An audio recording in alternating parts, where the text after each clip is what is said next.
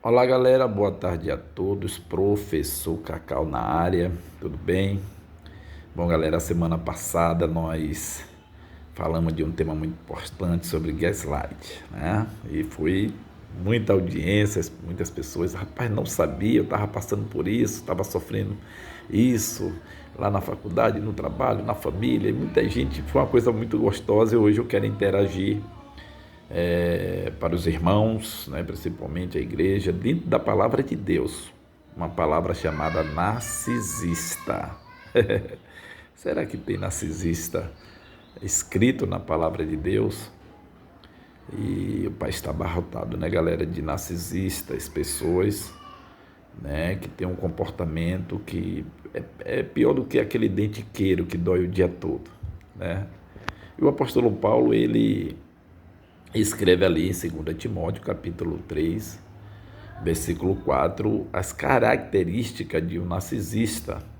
Ele escreve, né, para alertar, né, aos irmãos que estavam virando também narcisistas, né, cristãos convertidos, líderes que já tinham se convertido, que estavam dirigindo a igreja e estava entrando num comportamento do Império Romano na época, né, vários homens que estavam com um comportamento narcisista.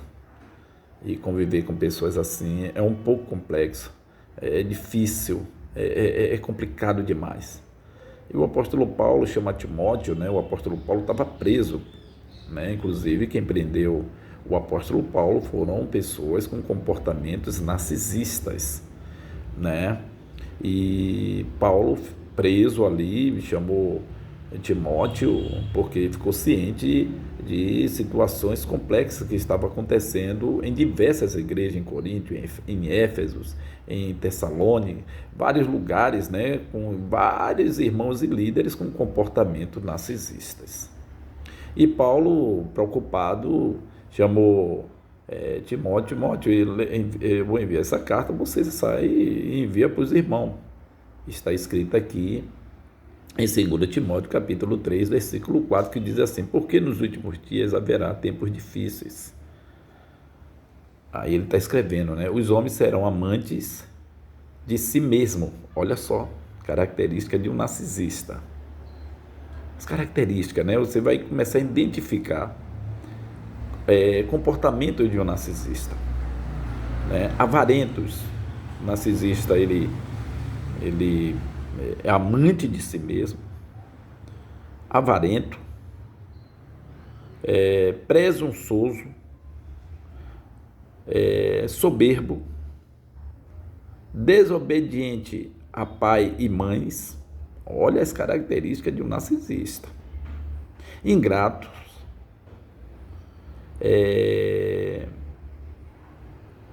profano,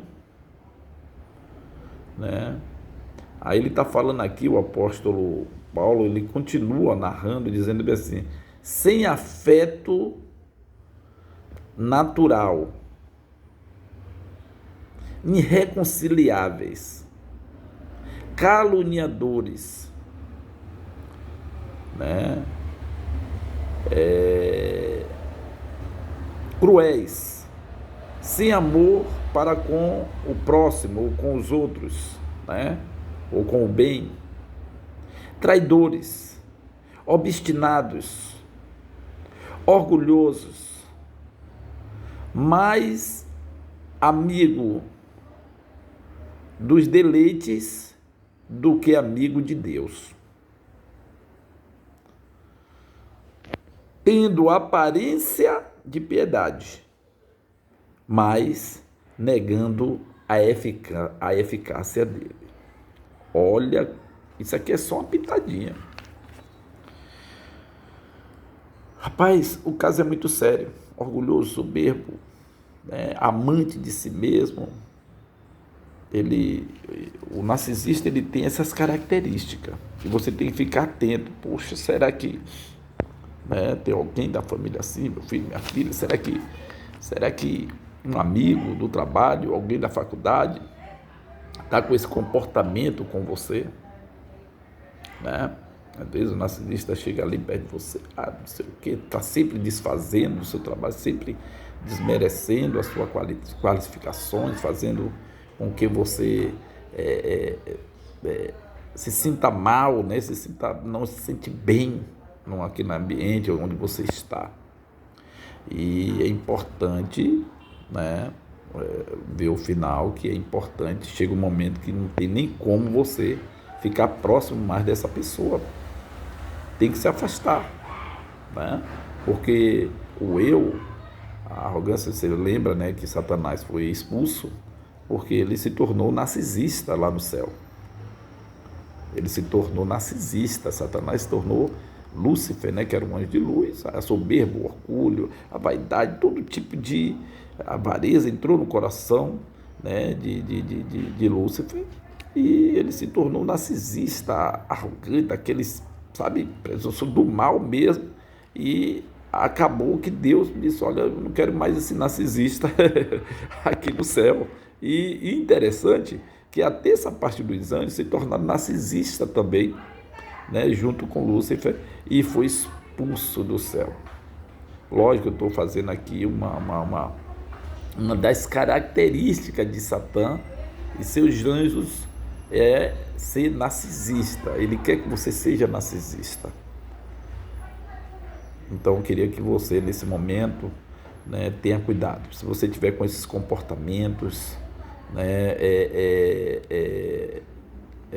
arrogantes, amante de si mesmo, o meu eu, né, o meu eu que domina, né, é eu hoje, eu amanhã, eu depois. Você não considera ninguém, você faz de tudo para destruir alguém por causa do seu eu, por causa da sua arrogância, por causa da sua soberba, por causa do seu orgulho, né? Desobediente aos pais, não obedece pai, mãe, aquela coisa. Você é um narcisista, está se posicionando como narcisista, e você tem que ter cuidado. Peça ajuda a um psicólogo, peça ajuda a uma pessoa mais inteirada, peça ajuda, né, a um pastor. Se for na igreja, ele diz: pastor, eu estou com um comportamento narcisista, eu preciso melhorar, eu estou assim, né, com meu filho, estou assim com minha esposa, estou assim com meu marido, estou assim no trabalho, eu quero atropelar todo mundo, eu quero ser melhor do que todo mundo, eu sou melhor do que todo, ninguém me supera e tal, não sei o que, eu sou bom, eu sou isso. E aí você vai criando uma situação, né, desagradável para todas as áreas e setores onde você está trabalhando. As pessoas estão ali observando. Então, cruéis, caluniadores, rapaz, não tem coisa pior do que a calúnia, a difamação, a injúria, né? Justamente isso, né? O narcisista, ele trabalha muito, ele sabe distorcer as coisas. Então, estou passando isso para você aqui dentro da luz da palavra de Deus hoje, né? Mas se você não quiser, né, vir para a palavra de Deus, você pode procurar também no dicionário o que significa a palavra narcisista, o comportamento dele, porque você pode estar sendo vítima, né, do narcisista, seja homem, seja mulher. Existem mulheres narcisistas e homens narcisistas, né, que realmente, infelizmente, irmão, destrói relacionamentos, destrói amizade, destrói negócios, destrói a própria vida da pessoa, destrói a vida de outras pessoas. E eu queria, em nome de Jesus, meu irmão, cuidado